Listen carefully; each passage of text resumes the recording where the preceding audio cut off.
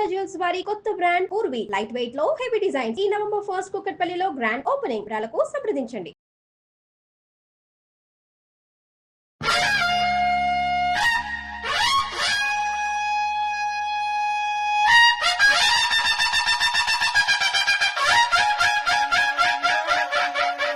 చిరుమత చిన్నెల్లికి గుగ్గిలం పంటారు మా తల్లికి ముక్కాలి తల్లన్ని పెట్టెల్లికి పంచుకుంటొస్తుంది మా ఇంటికి. అందరికీ నమస్తే అండి. నేను ఈరోజు మీకు ఒక అద్భుతమైన మహిమాన్వితమైనటువంటి శక్తివంతమైన ఒక దేవాలయాన్ని చూపించబోతున్నాను. ఎల్లమ్మ తల్లి. హైదరాబాద్ సిటీకి సుమారుగా 40 కిలోమీటర్ల దూరంలో ఈ ఆలయం ఉంది. సాధారణంగా ఏదైనా ఆలయం అనగానే మనమందరం కూడా ఎన్ని సంవత్సరాలు అవుతుంది, ఎంత పురాతనమైంది అని సహజంగా ఆలోచిస్తాం. కానీ కొన్ని ఆలయాలను అలా చూడమండి. ఆ తల్లి యొక్క శక్తి, కోరిన కోరిక అమ్మా అని పిలవగానే నేనున్నాను అని చెప్పి భక్తులకి అభయం ఇచ్చే తల్లులు కొంతమంది ఉంటారు. అలాంటి వారిలో రేణుకా ఎల్లమ్మ తల్లి దేవాలయం చాలా చాలా తక్కువ సమయంలో ప్రసిద్ధిగాంచింది.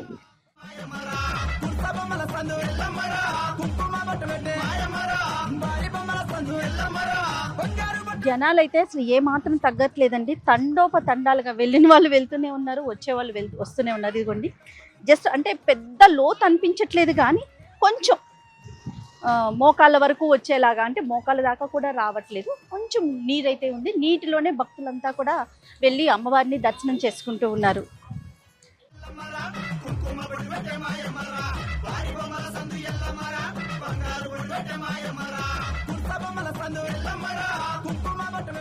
ఇదండి, దాదాపుగా మేము కారు ఆపి ఇక్కడ దాకా రావటానికి నాకు దాదాపు ఒక 30-35 నిమిషాలు పట్టింది. అన్ని నీళ్లున్నాయి, చాలా చాలా బాగుంది. ఏదో అంటారు చూడండి, అంటే మనకు దేనికైనా రాసి పెట్టి ఉండాలి, ఒక అదృష్టం ఉండాలి. అలానే జరిగింది. ఈరోజు నేను ఈ అమ్మవారి దగ్గరికి రావటం చాలా హ్యాపీగా అనిపిస్తూ ఉంది. ఈ తల్లి దగ్గరికంటే ముఖ్యంగా పిల్లలు సంతానం లేని వారికి, ఉద్యోగాలు రాని వారికి, వీసా కోసం, అలాగే ఏదైనా తీరని కోరికలు ఉన్నవారు ఒక 5 మంగళవారాలు తల్లిని నమ్ముకొని ముడుపు కట్టి మొక్కుకున్న తర్వాత 5 వారాల తర్వాత ఖచ్చితంగా ఆ కోరిక నెరవేరుతుందని, తర్వాత వచ్చి మొక్కులు తీర్చుకుంటారని చెప్పేసి ఆలయానికి సంబంధించి చెప్తా ఉన్నారు. ఇది రావిరాల అనే గ్రామంలో ఉందండి. సుమారుగా మనకి హైదరాబాద్కి 40 కిలోమీటర్ల దూరంలో ఉంది. ఊరైతే పచ్చని పల్లెటూరు వాతావరణం ఎంత బాగుందో, ఎక్కడ చూసినా పచ్చటి తివాచి పరిచినట్టుగా పంట పొలాలు రేటుకి ఇరువైపులా. తర్వాత చెరువు, మనకి ఇక్కడ ముఖ్యంగా చెప్పుకోవాల్సింది ఏంటి అంటే చెరువు. ఎంత పెద్ద చెరువు ఉందో, ఈ చెరువులో నుంచే నడుచుకుంటూ వెళ్ళి అమ్మవారిని దర్శించుకోవాలి. సాధారణంగా అమ్మవారి ఆలయాలు అనగానే మనమంతా కూడా దాన్ని ఏం చెప్తాము, అమ్మవారికి కోళ్ళు కానీ అలాంటివి తిప్పి చేసుకుంటూ ఉంటాం. కానీ ఇక్కడ శాకాహారి అని చెప్పి చెప్తా ఉన్నారు ఈ అమ్మవారు. అంటే ఇక్కడ నాన్ వెజ్ ఏమీ పెట్టరు, కేవలం బెల్లం సమర్పిస్తారట, తర్వాత పొంగల్ చేస్తారట. ఇట్లా శాకాహారం మాత్రమే సమర్పించి అమ్మవారికి మొక్కులు తీర్చుకుంటారట. మనకి ఎందుకంటే ఆలస్యం, వచ్చేసేయండి, ఆలయంలోకి వెళ్ళిపోయి తల్లిని దర్శించుకుందాం.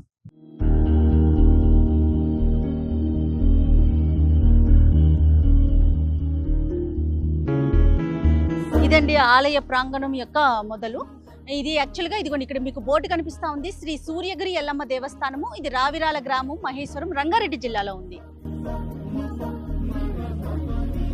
ఎక్కడ అంటే వెహికల్స్ కూడానండి ఏ అయితే రాగలుగుతాయో, కొంచెం పెద్ద వెహికల్ అయితే మాత్రం డెఫినెట్గా వచ్చి ఇక్కడ పార్కింగ్ చేసుకుంటా ఉన్నారు.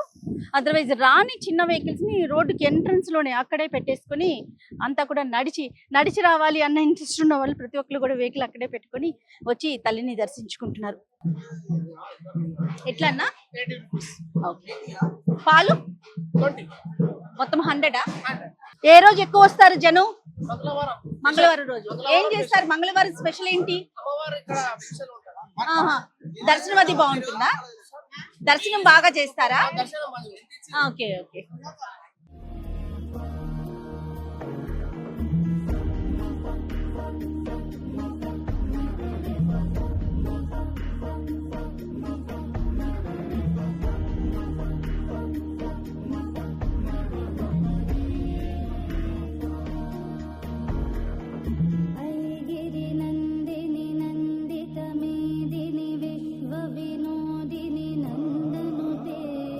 गिरिवर विंध्य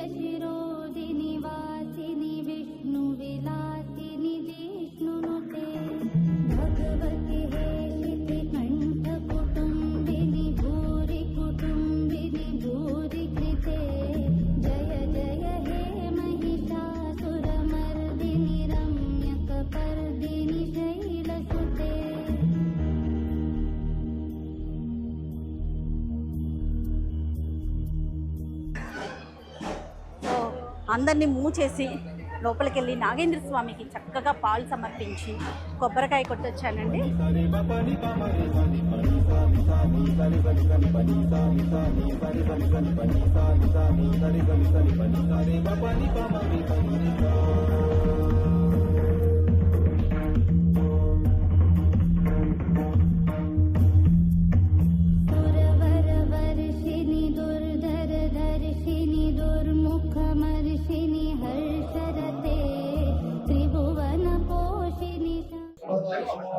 ఇక్కడ అమ్మవారు స్వయంభూ.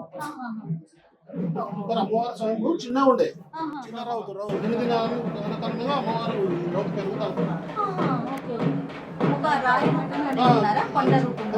ఆ తర్వాత మేము ఒక 42 years అవుతుంది అమ్మవారు మళ్ళీ ప్రతిష్టాపన చేసాం.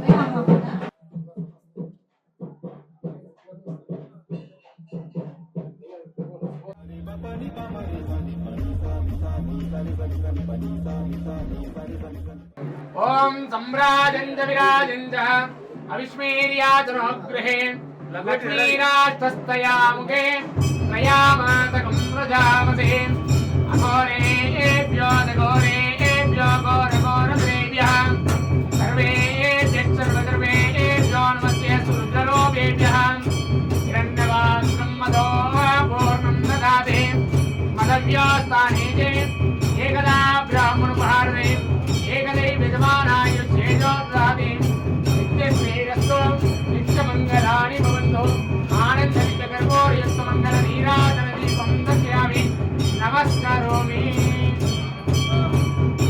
हरिः ओं दाता वृत्तादिताजारादिप्रविधानं नान्यपल्ला अयनाय विद्यते। बोलो सूर्यगिरि यल्लम्म माता की जय, जगदम्ब विश्वपालिनी माता की जय, पर्याप्यानंदरायाय सर्वस्तो।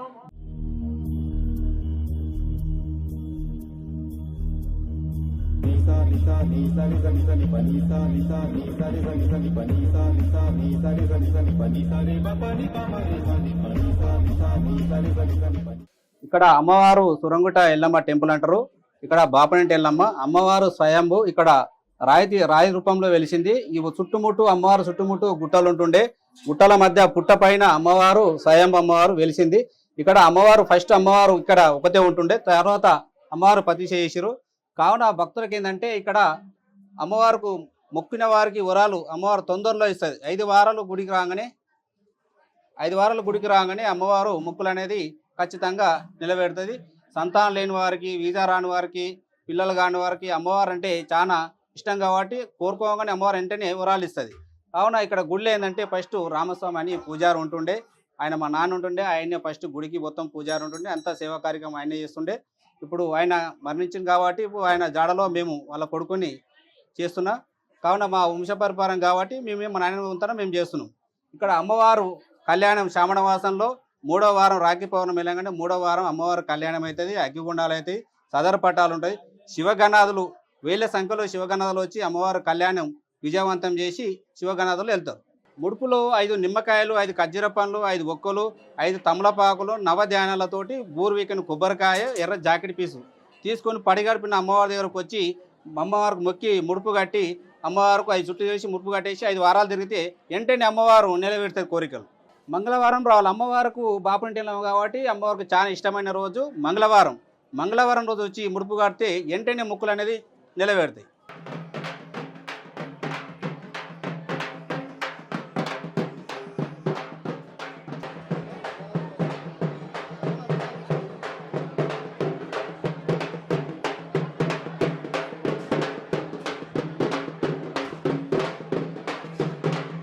నేను ప్రెసెంట్ సూర్యగిరి ఎల్లమ్మ ఆలయ దేవస్థానంలో ఉన్నానండి.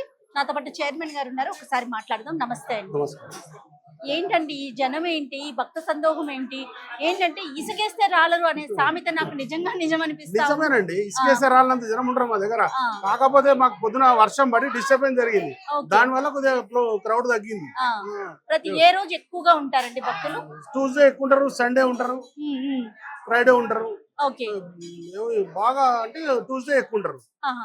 అంటే ఇంత అనతి కాలంలోనే ప్రాచుర్యంలోకి ఎలా అంటే కొన్ని వందల సంవత్సరాల క్రితం ఉన్న ఒక ఆలయాలకైతే ఎలాంటి ప్రాచుర్యం ఉంటుందో చాలా అనతి కాలంలో ప్రజల్లోకి వెళ్ళిపోయి ప్రతి ఒక్కరు కొంగు బంగారంగా అమ్మని చెప్తా ఉన్నారు. ఆలయం యొక్క విశిష్టత ఏంటండి? విశిష్టత అంటే మా తాతగారు చిన్న అమ్మవారి కళ్ళు వచ్చిందట. కళ్ళు వచ్చి చెప్తే ఆయనకు సంతానం పుట్టడం చనిపోవడం జరుగుతా పోయింది ఆహా. మా గాడ్ ఫాదర్. ఓకే. అయితే ఎక్కడెక్కడ ఎందుకు తిరుగుతున్నావు, నేను ఇక్కడనే ఉన్నా కదా, నీ పొలంలో ఉన్నా, నన్ను ఎందుకు గుర్తిస్తలేవు అని ఆయన స్వప్నంలో అనిపించిందంట చిన్న పాపలాగా. ఆహా. అట్లా అప్పుడు మా నాన్న పుట్టడం జరిగింది. ఆ తర్వాత ఇంకొక అమ్మాయి, ఇద్దరు ఆడపిల్ల మగపిల్లాడు ఇద్దరు పుట్టారు. సో ఆ విధంగా ఇక్కడ ఎవరికైనా సంతానం కలగాలంటే తల్లిని మొక్కుకుంటే సరిపోతుంది. నేను కూడా ముగ్గురు కొడుకుల తర్వాత అమ్మ నువ్వు ముగ్గురు కొడుకులు అయ్యారు కదా అమ్మ, నాకు బిడ్డ కావాలంటే నాకు బిడ్డ పుట్టింది చిన్న. ఇది నా ఎక్స్పీరియన్స్. మీ ఎక్స్పీరియన్స్ చాలా సంతోషం అండి. అంటే అమ్మ స్వయంభూగా వెలిచారని కూడా చెప్తా ఉన్నారు కదా. స్వయంభూ. Okay okay. ఇది వరకు ఈ ప్రాంతం ఎట్లా ఉండేదంటే నాన్నగారు గాని మీ తాతగారు గాని చెప్పుకుంటారు కదా. ఎంత దట్టమైన అడవి అండి, దట్టమైన అడవి, అన్ని చిరుతపుల్లు, పెద్ద కొండలు. ఇవి ఇప్పుడు తగ్గినాయి అనుకోకుండాలి.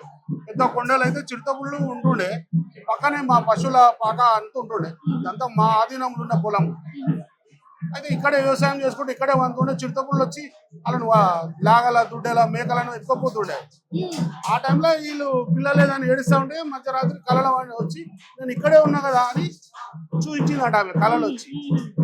అట్లా అప్పటి నుంచి ఎవరు రాకపోయేది. ఈ పొలాల మధ్యలో ఉన్నోళ్ళే అమ్మవారికి వచ్చి దీపం పెట్టేది. దాని తర్వాత ఇక్కడ రావడానికి కూడా అన్ని పెద్ద పెద్ద చెట్లు, అసలు మనం రాలేని పరిస్థితి ఉండే. తర్వాత వాళ్ళు ఒక చిన్న గుడి కట్టి తర్వాత అట్లా కాలక్రమేణా రామస్వామి అని ఉండే ఆయన ఒక పూజారిగా ఆయన నియమించారు. ఆయన కొంచెం అమ్మవారు వస్తుండే. ఫస్ట్ మానమ్మ అనే ఒక ఆమె పూజ చేస్తుండే. తర్వాత రామస్వామి తీసుకొచ్చి ఇక ఆయన కూడా ఆయన శాశ్వతలు ఆయన కష్టపడ్డాడు. ఒక దాదాపు 25-30 సంవత్సరాలు ఆయన చేసిండు. అనిత కాలంలో కాలం అయింది ఆయన. ఆయన అమ్మవారు పూంతుండే ఆయనకు. తర్వాత మేము బాగా అట్లా దినదిన అభివృద్ధి జరుగుతూ ఉంది. అంత పచ్చడి పంట పొలాల మధ్య అడవి. ఊరు కూడా చాలా ప్రశాంతంగా అనిపిస్తుంది. చాలా 2 కిలోమీటర్లు ఉంటది ఊరికి. మంచి ప్రశాంతమైన వాతావరణం. ఇక్కడ వచ్చిన వాళ్ళు ఎవరికి పోవాలని అంత ఈజీగా అనిపించదు. అట్లా అది దినదినంగా అభివృద్ధి చెందుతా ఉంది. ముఖ్యంగా పర్వదినాలు గానీ ప్రత్యేకమైన రోజులు ఎలాంటి పూజలు చేస్తారు? ఏ రోజుల్లో ఎక్కువగా ప్రత్యేకమైన పూజలు జరిపిస్తారండి? మంగళవారము, శుక్రవారము, శ్రావణ మాసం, కార్తీక మాసము బాగా ప్రౌఢ ఉంటుంది.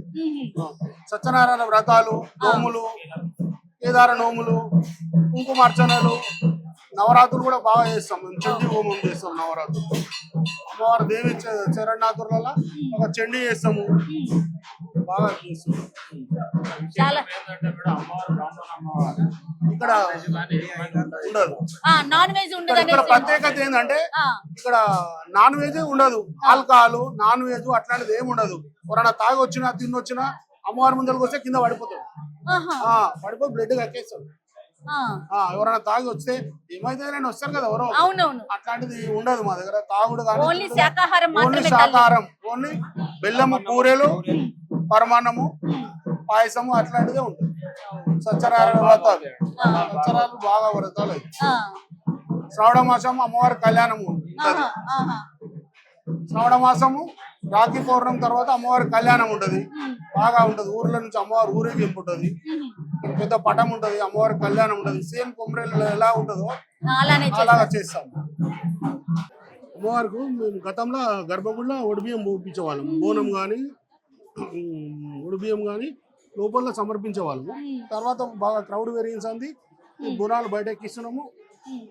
ఒడిబియ్యం ఒక్కరెంబడి పోతే 10 మంది పోతారు. ఇక్కడ లైన్ జామ్ అయ్యి పబ్లిక్ ఇబ్బంది అయిందని ఒడిబియ్యం ఇక్కడ పోయిస్తున్నాము. అర్చన, ఒడిబియ్యము ఇక్కడ సంతానం కాని వాళ్ళకి అంటే ఇక్కడ ముడుపు కడతారు. సంతానం కానీ, వీసా ప్రాబ్లం ఉన్నా కానీ, ఆరోగ్యపరంగా ఎనీ ప్రాబ్లం ఉన్నా ముడుపు కట్టుకుంటే. ముడుపులో ఒక కొబ్బరికాయ ఉంటుంది, ఒక్కలు, నిమ్మకాయలు ఉంటాయి, ఒక్కలు ఉంటాయి, పసుపు కొమ్ములు, తమలపాకులు, ఖర్జూర పండ్లు ముడుపు కట్టి కట్టేస్తారు. కొంతమంది 11 రూపాయలు పెడతారు, రూపాయి పెడతారు. పెట్టి ఒక 5 ప్రదక్షిణ చేసి అమ్మవారి దగ్గర చూపించి కట్టేస్తారు. ఒక 40 days లోపల అలా టైం బాగుంటే 1 month లో 1 week లో కావచ్చు, 15 days లో కావచ్చు, 40 days మొత్తంలో పని అవుతుంది. కంపల్సరీ జరుగుతుంది. ఆహా. ఇక్కడే ముడుపు కట్టుకుంటారంటండి సంతానం లేని వారికి, వీళ్ళు- లేకపోతే తీరని వీళ్ళకి ఇప్పుడే కోరికలు ఉన్నా ముడుపులు కూడా. కట్టుకోరు. మీరు ముడుపు కట్టారండి, దేనికోసం కట్టుకున్నారు చెప్తారా? అది సీక్రెట్. Secret. Okay, okay. చాలా సంతోషం. సో ఇప్పుడు ఇవాళ ముడుపు కట్టి ఒక 5 మంగళవారాల తర్వాత సరిపోతుంది. 5 మేము చెప్పడం 5 చెప్తాము. ఆహా. ఆహా. దీంతో మీరు ఎక్కడి నుంచి వస్తున్నారు? వనస్థలి. నమస్తే అండి. ఆలయంలో నిత్యాన్నదానం కూడా ఉందండి. నిత్యాన్నదానం ప్రతి మంగళవారం అన్నదానం చేస్తారు. ఎవరైతే వ్రతాలు చేసుకుంటారో వాళ్ళు అన్నదానం డైలీ చేసుకుంటారు. మంగళవారం మాత్రం భక్తులకు ఇంకా ముందు కూడా మేము నిత్యాన్నదానం పెట్టాలని ఉన్నాము. అయితే ఇప్పుడు ఎవరి ముందు అది కూడా నిత్యాన్నదానం ఏర్పాటు చేద్దామనే ఆలోచనలో ఉన్నాం. భక్తులకు ఏంటంటే ఫెసిలిటీస్, క్యూ లైన్లు ఏర్పాటు చేసినాం, షెడ్స్, టాయిలెట్స్, మళ్ళీ ప్రతి మంగళవారం ఉచిత ప్రసాదం ఇస్తున్నాం. ఉచిత ప్రసాదం కూడా పంపిణీ చేస్తా ఉన్నారు. చాలా సంతోషం అండి. నమస్తే.